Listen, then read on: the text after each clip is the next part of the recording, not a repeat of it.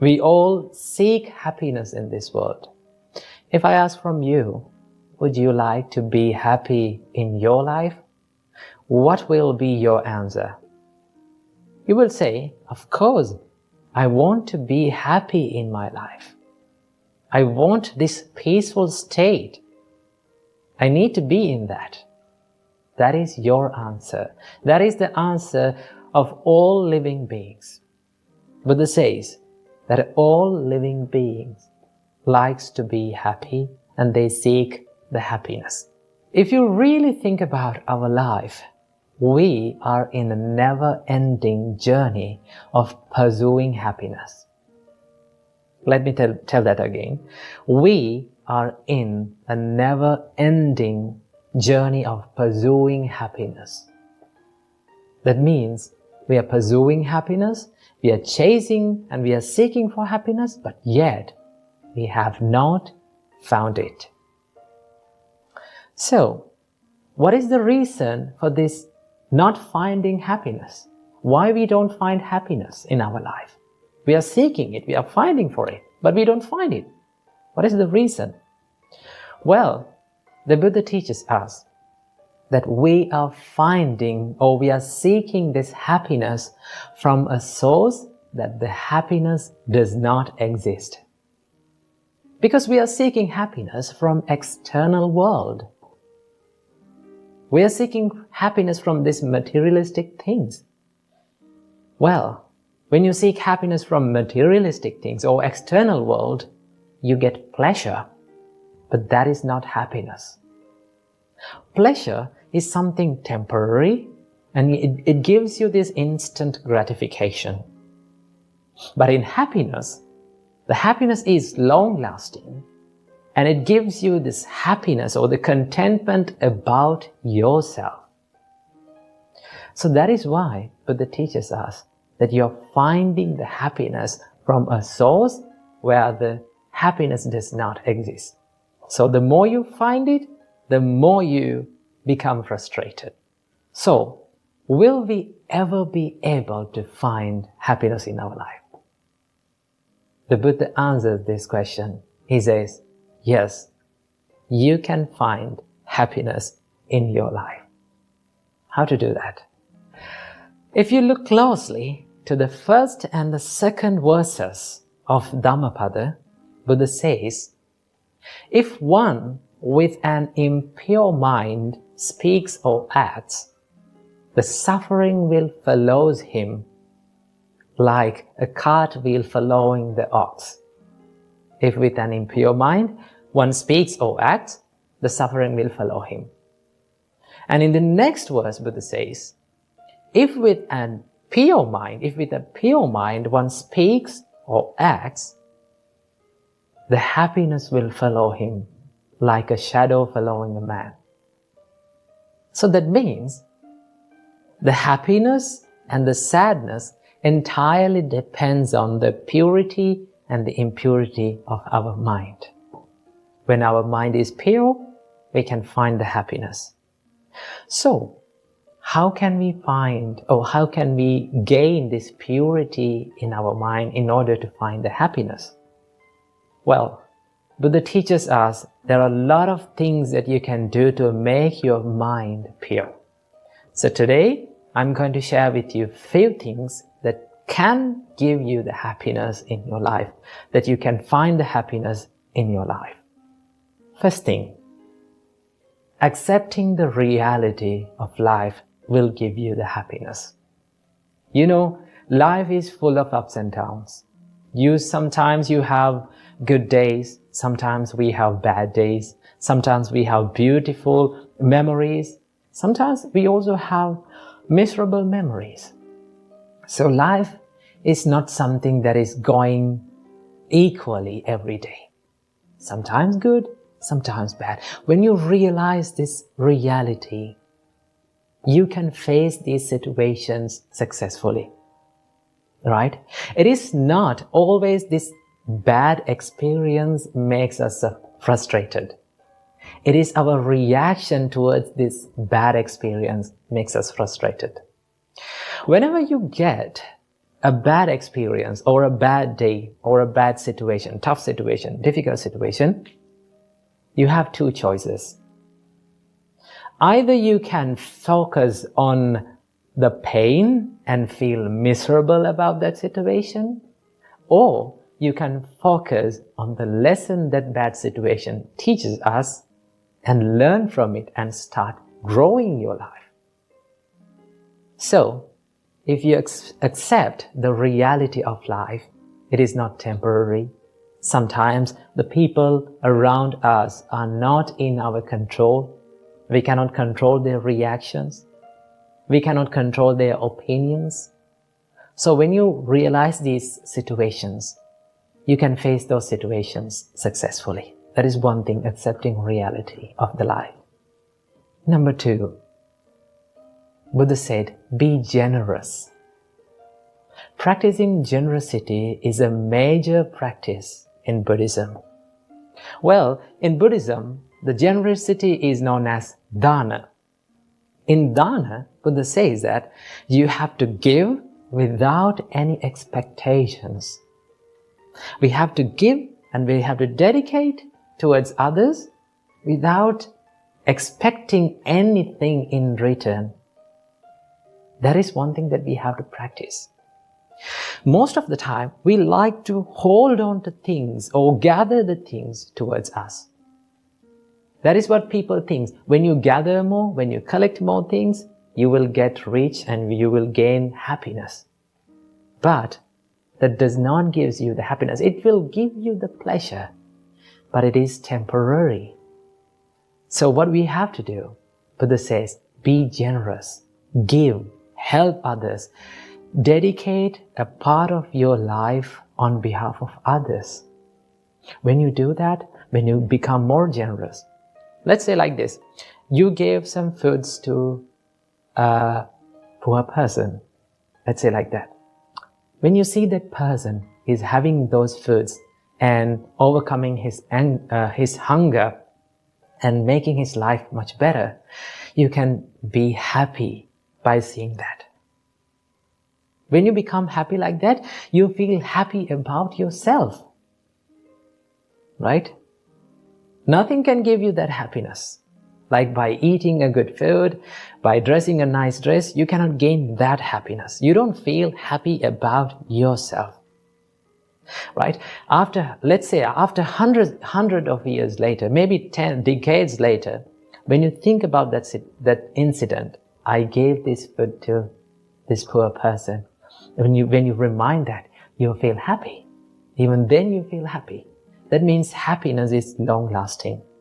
So Buddha says, be generous, help people, do something nice every day for a person. That is one thing we can do. And number 3, forgiving. Forgiving is one of the most important things that we can do to create happiness in our life. We have to forgive ourselves. Also, we have to forgive others too. Because forgiving, when you forgive, it doesn't mean that you are saying okay to others' mistakes. It's okay. No, you're not saying like that.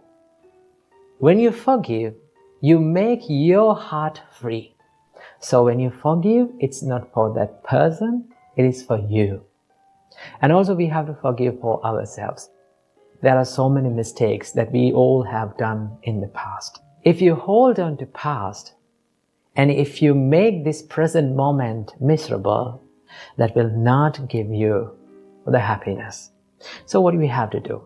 Whatever the bad thing that we have done in the past, we have to have this ability to forgive ourselves and start all over again. We all have that ability, right? We all have that privilege to start our life again and make it a better one. Okay? So no one is perfect in this world. We all have done mistakes. One thing that we have to do is to forgive and start doing good things. So these are 5 things that we can do to create happiness in our life. And also, there is one happiness that is called the ultimate happiness in this world that the Buddha teaches us. That is called nibbana or nirvana. That is the enlightenment. When you realize about the reality of this life, and when you remove this desire or the craving that arises within your mind, then Buddha says that is the ultimate happiness. Simply, the nibbana means ragakkayo, dosakkayo, mohakkayo, nibbana. That means removing of the desire, anger, and the delusion of the mind is called the enlightenment. So that is the highest level of happiness that we all can reach. So when you practice these practices, right, when you engage yourself in wholesome state, that will create you the happiness in the life. So practice these things and make your life a happier one. Namo Buddhaya. Namo Buddhaya. Welcome to another video. Today, I'm going to answer a question from the comment section. Now, a couple of weeks ago, I came across this comment asking, how can we make correct decisions in our life? How can we make correct choices in our life? Well, to learn about this, let's take a look at a sutta from the Buddha's teachings. Okay? There's a sutta named Ambalattika Rahulovada Sutta. In that sutta, Buddha advises monk Rahula. Buddha asks from monk Rahula, Rahula, what do you think about this? What is the purpose of the mirror? Then monk Rahula says, the purpose of the mirror is to check our reflection, sir. Then the Buddha says, same like that, whenever you are going to do anything from your body, from your mind, from your words, you have to do it after repeatedly checking on it. Okay? You have to be mindful and you have to think about it, you have to check it, and then after that you have to do it. Then in that sutta, Buddha further explains how to repeatedly check our actions. Buddha says, whenever you are going to do anything from your body, let's say you are going to do something from your body, okay? Then you have to think like this. Buddha says, is this deed that I'm going to do now hurts myself? Is it going to hurt myself? Or is it going to hurt others, other people around me?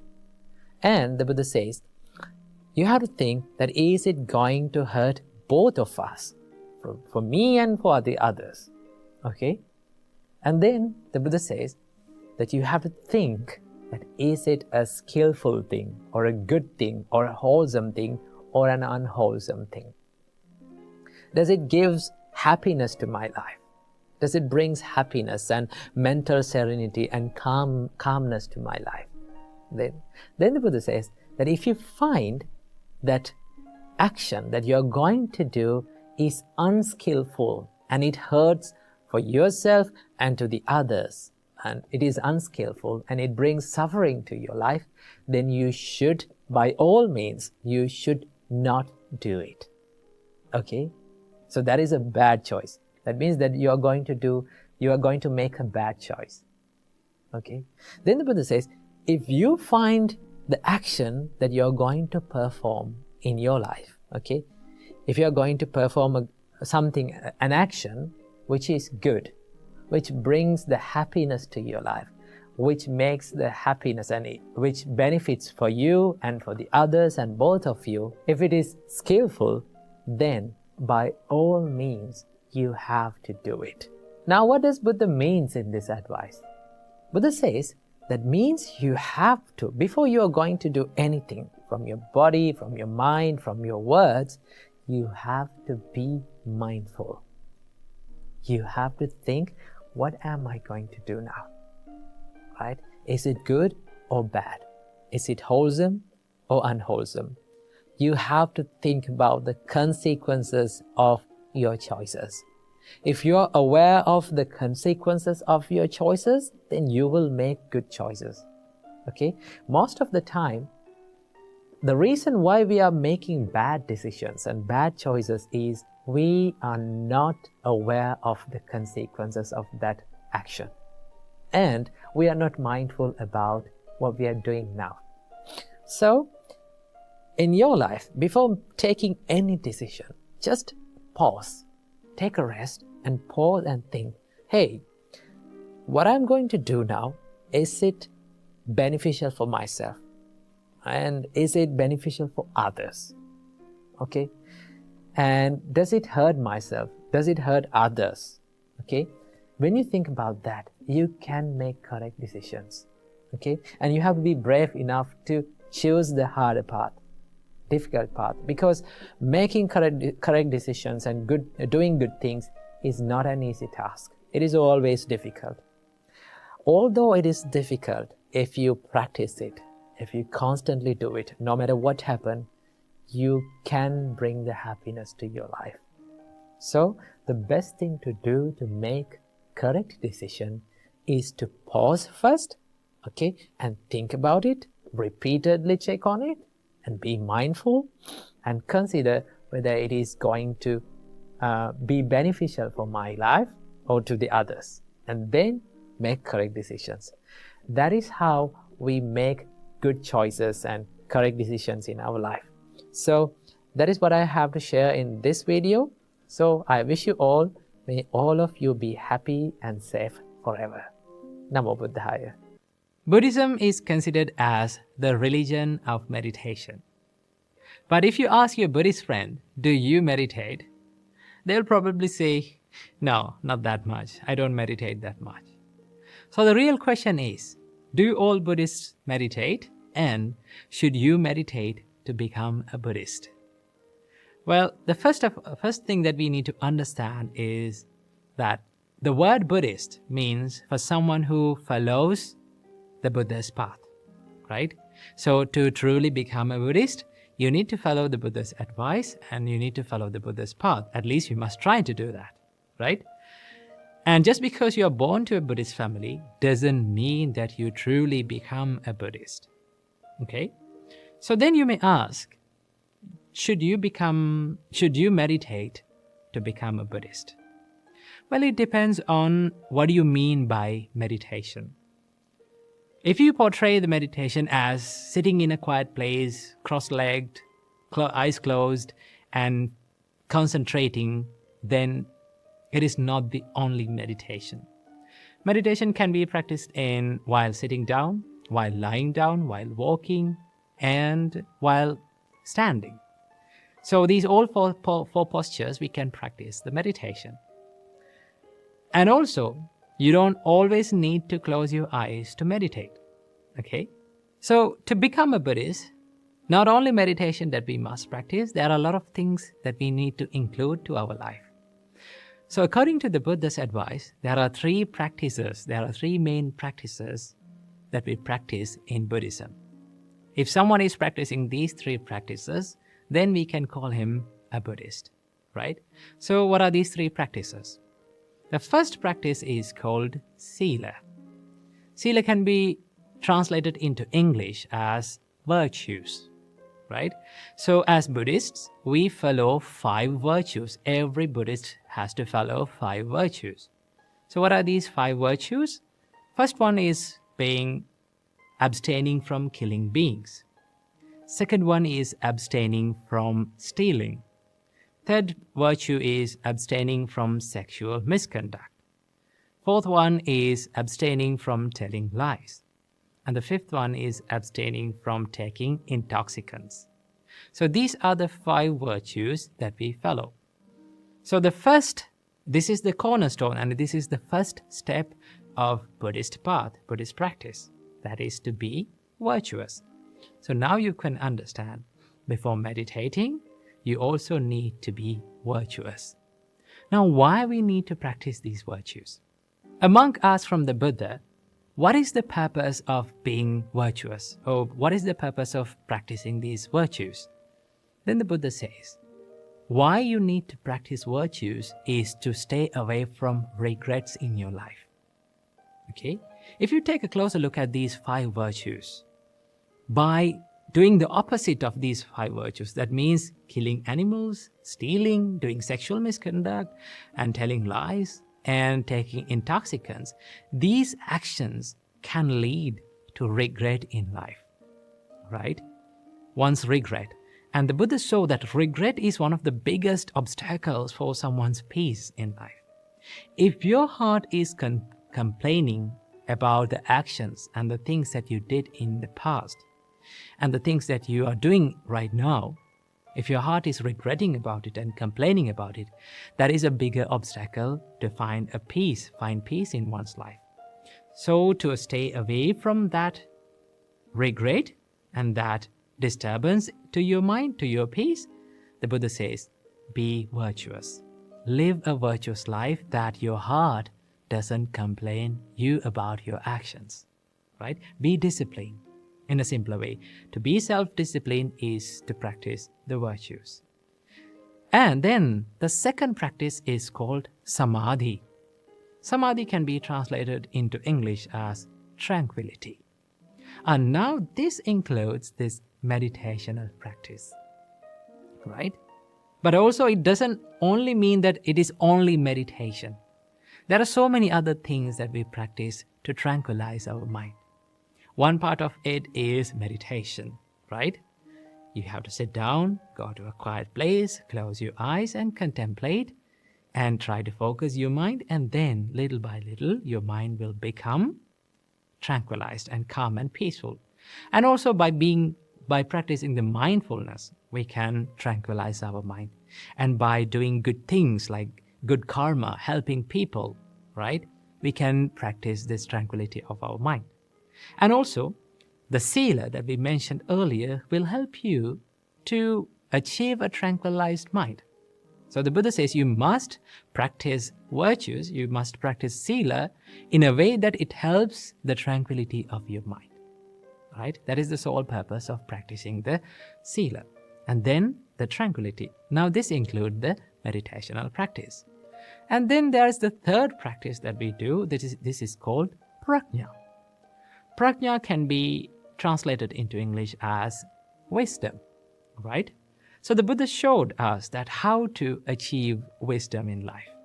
And what Buddha meant by wisdom is ability to understand the true nature of life, the true impermanent nature of one's life, right? To do that, you need one part of it, you need the meditation, and also one part of that, you need the wise reflection. The Buddha says how to achieve the wisdom.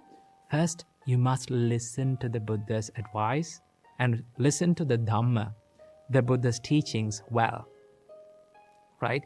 You need to listen to it, and also you need to wisely reflect on it, right? Through wise considering and through wise reasoning, you must achieve this wisdom, right? So these are the three practices that we do to practice Buddhism, right? Every Buddhist must practice this, right? So the first part is, in a summary, the first part is you have to be virtuous, and also then you have to practice these meditational practices, and also you have to develop wisdom. So the sole purpose of those two practices, sila and samadhi, is to help developing the wisdom in life. So these are the three practices that we do to become Buddhist. And those who practice these three practices, they don't need to name themselves as Buddhists. They all are Buddhists. Okay, they all are Buddha's followers. Okay, so I hope you got some idea about this matter today. So wish to see you from another video. Take care. Namo Buddhaya. Why do bad things happen to good people? Sometimes you've asked this question from yourself. I'm a good person. I help everyone. I don't hurt anyone. I can see myself as a good person. But still, why all these bad things? Why all these painful things, sufferings happen to my life? Why life always keep testing me always? Well, these questions we've asked most of the times in our life, right? Do you know how Buddha saw this? In the night of his enlightenment, the first thing that he realized was that life consists of suffering. Suffering is a part of everyone's life, right? So Buddha did not say suffering as a part of good people's life or a bad people's life. Buddha saw that suffering was universal. Right? But when we face adversities in life, when we face these realities, like painful situations in our life, we think that the only person who is going through this suffering, the only person that is going through this difficulty is only me. That is how everyone feels. Not to lie, sometimes I feel that. But what Buddha teaches us to see it as is to see the suffering as a universal thing. I'll tell you a story. A young mother lost her baby. But she loved her baby so much that she refused to accept her baby's death. What she did? She took her baby and ran from one village to another, one city to another, finding a doctor to cure her baby. But no one could bring a dead person back to life. Finally, she met the Buddha. The Buddha said, "Okay, I will cure your baby. But we need one medicine to do this. Can you bring it? Go and bring a handful of mustard from a family that no one has ever died." So the mother was so much happy. She thought that she could find this easily.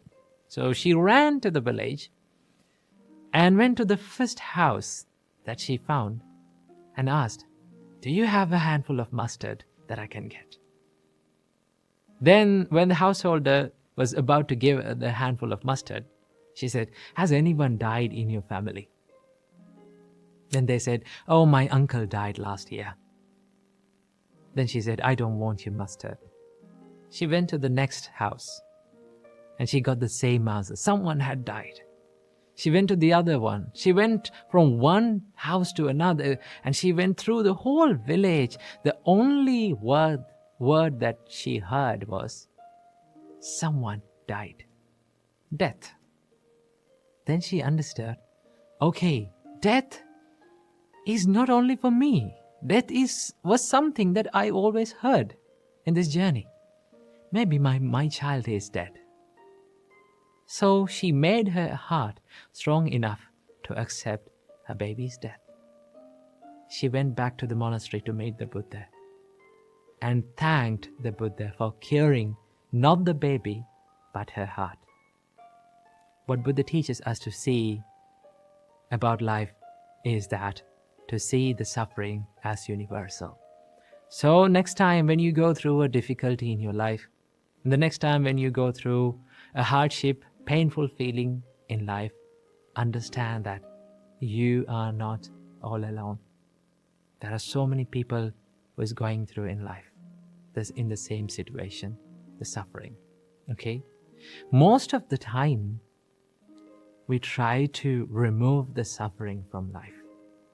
We always wish that this suffering was not there in our life. Right? We go to sleep thinking that next day morning when we wake up, all these things will be a dream. All these problems will disappear. But the reality is, when there is suffering in life, there is suffering.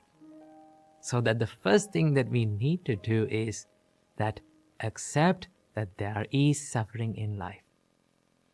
So the whole point of realizing the first noble truth in Buddhism is to accept the suffering as it is, to see the suffering as it is. Only when you accept the suffering, we can cure it. We can find a remedy for it. First of all, you need to accept that there is pain and suffering in all of our lives, right? And then we can choose what to do with it.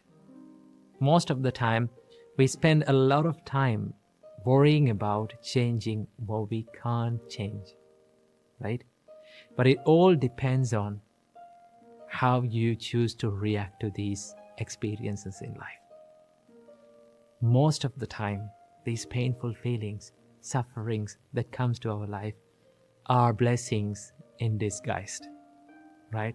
If we did not get difficult situations, if we did not get hardships to our life, right, challenges in our life, how can we develop a strong mindset, right? There's a saying that if you need to learn how to swim, what do you have to do? You have to jump to the pool. Somehow, you have to experience how drowning feels like. Only then you can realize that, what should I do to learn how to swim, right? In the same way, there is no use of trying to avoid, wishing and praying that suffering was not there in life, right? There's no point of wishing and praying that, please don't give me suffering. Always wish a mindset that you can face strongly to all these sufferings and painful situations in life. Whenever you get a strong mind to face any kind of challenge in your life, then you can be happy and in peace, because you're ready for anything in your life, right? So always wish a strong mindset that you can face any challenge, any difficult situation in life. So remember that not only bad things happen to good people, good things also happen to good people. And also, sometimes you may think, why all those good things happen to bad people, right? It is not always the case. Good things happen to bad people, and also bad thing happens to good people. That is the law of this world.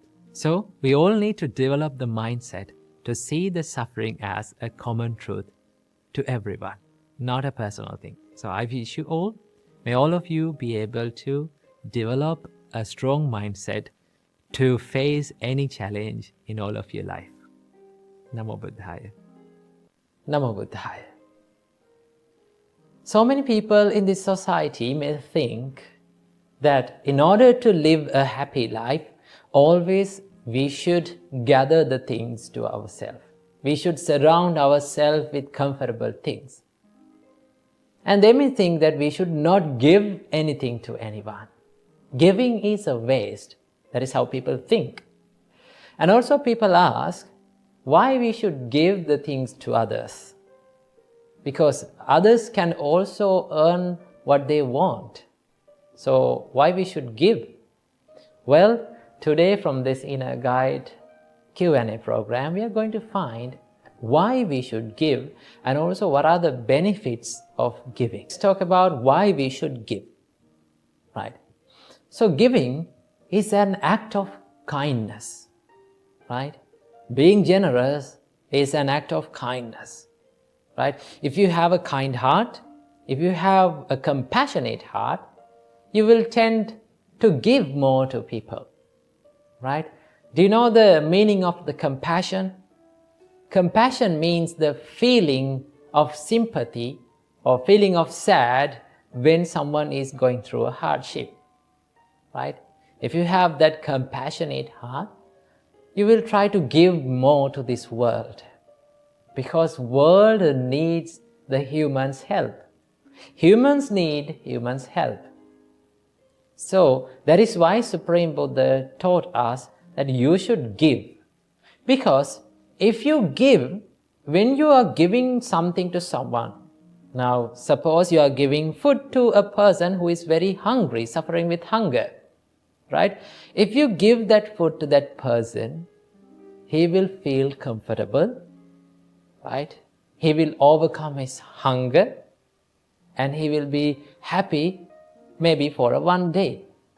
But when you give that food to that person, you will feel happy, right? You will feel a mental happiness within yourself. That happiness will last long until the end of your life.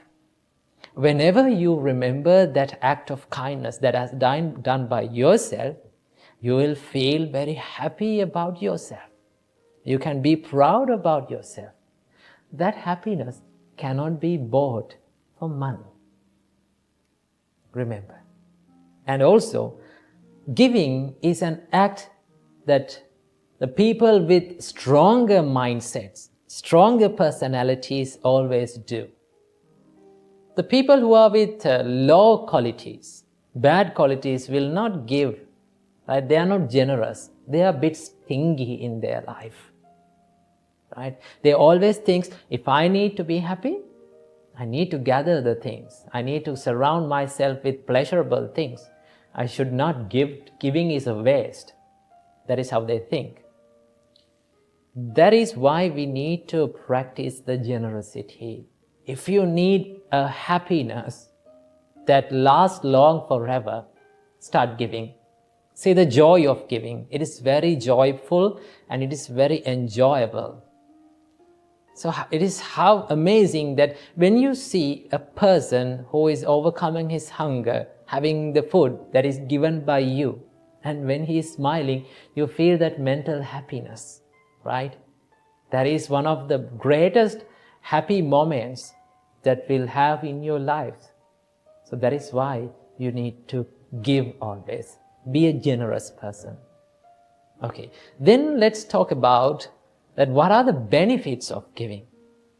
Supreme Buddha taught us there are 5 benefits of a generous person. There are 5 benefits that can be found to a generous person. Number 1, Supreme Buddha said, he will be agreeable and he will be a nice and pleasurable person to many people. Right? When you give something to someone, they will be happy. Right? If you are a donor, if you are a generous person, always when people see yourself, they become happy.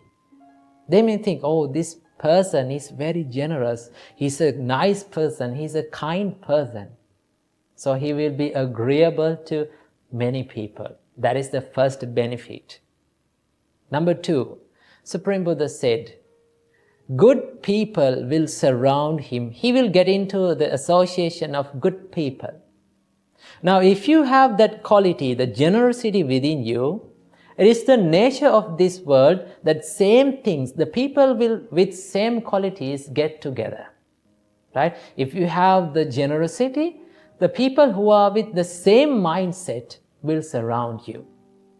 It goes with another way. If you have the stinginess or if you have the evil thoughts within you, the people who are with evil thoughts will surround you. Evil friends will surround you.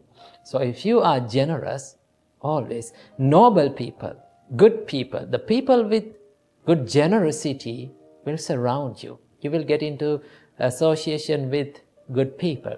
That is the second benefit. Third one, Supreme Buddha said, he will acquire a good reputation in this world. Remember, people are not talking about your wealth. People doesn't talk about your wealth. Only people talk about how generous you were, how kind you are. That is what they talk about. So what you have to do, you need to give. You need to be generous. If you are being generous, you will acquire a good reputation in your life. The fourth benefit is, Supreme Buddha said, his life will be virtuous. You will acquire a good personality which is fault-free and which is free from the defilements, which is free from the evil things in your life. Because you are generating more compassionate thoughts towards others. You are generating more generous thoughts to others. So the more you generate these wholesome thoughts, the more you will have a good personality within you. So if you need to become a good person, if you need to become a virtuous person, if you need to have a confident personality, what you have to do? Be generous. Number 5, the final quality. Supreme Buddha said, by being generous, one acquires lots of merits. And as the result of those merits, Supreme Buddha said, he will have a good rebirth. Most of the people are not having a good rebirth in this world. So if you need to have a good rebirth, what you have to do is be generous. Give to others. Giving is something that gives you the happiness. Gathering and holding on to the pleasurable things is something that makes you suffer. So start giving and see the joy of the giving and find the ultimate happiness in your life. Namo Buddhaya, Teruvan Saranai. Namo Buddhaya. Welcome you all wonderful people and my dear sons and daughters. Today, we are going to learn about the essence of Buddhism. Now, you may be having a question. What is the essence of Buddhism? What the Buddha really teach to us? Well, the Buddha answers this question from three separate verses, where you can find them in Dhammapada.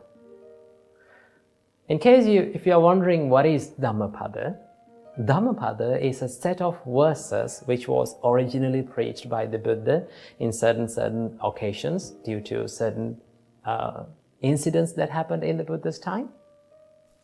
So we have 423 verses in Dhammapada, which are categorized into 26 chapters, and in the 14th chapter, which is known as the Buddha Vagga, which gives the meaning of the chapter of the Buddha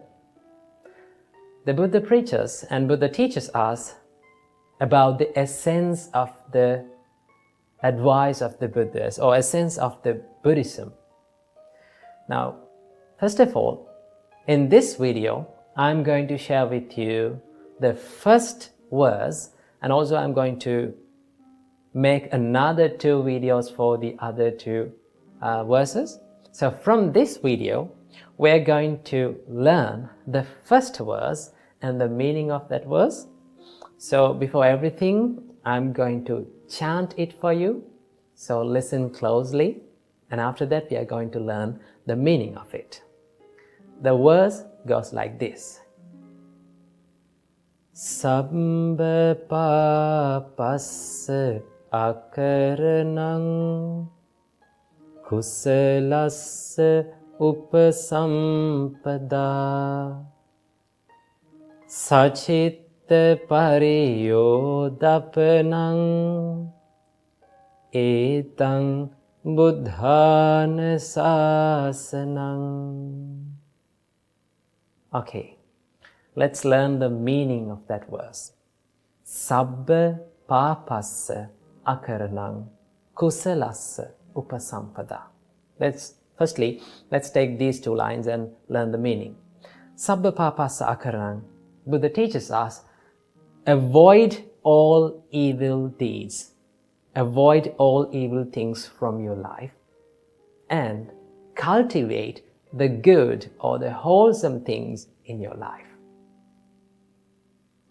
Now, when we think about our mind, when you just think about your mind, it's very prominent, it's very clear that we have a higher sensitivity to negative things, or they're called the evil things like anger, jealous, hatred, selfishness, laziness, ego.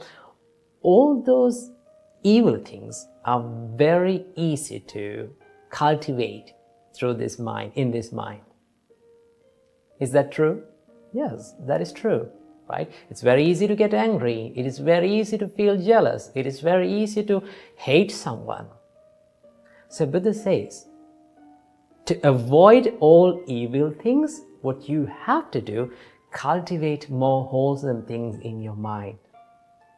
For an example, if you get angry all the time, little by little, try to practice the love and kindness. Try to practice the patience in your mind.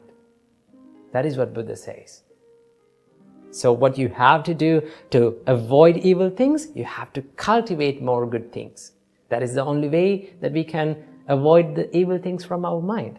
To avoid any kind of bad habit, the only way is to replace that bad habit with a good one. Practice something good in the time that when you are about to do an evil thing. So that is what Buddha said. To avoid all the evil things, cultivate more wholesome qualities like love and kindness, patience, tolerance, and unselfishness, compassion, dedication, courage. So when you take about these wholesome qualities, it is very hard to practice. It's very hard to have the love and kindness inside your mind for a long time. We feel angry with people. But although these things are hard and difficult to do, what we have to do is we have to practice it little by little, little by little. We will fail, we will fall, we will cry. But we should not give up. That is what Buddha said. So to avoid all the evil things and to cultivate more wholesome qualities, and also Buddha said, Sachitta pariyodapana, to cleanse one's mind. Now Buddha taught us, when you get these evil thoughts, these are called the defilements, right? The greed, the hatred, and the ego, or which we called the delusion. These three defilements makes our mind impure.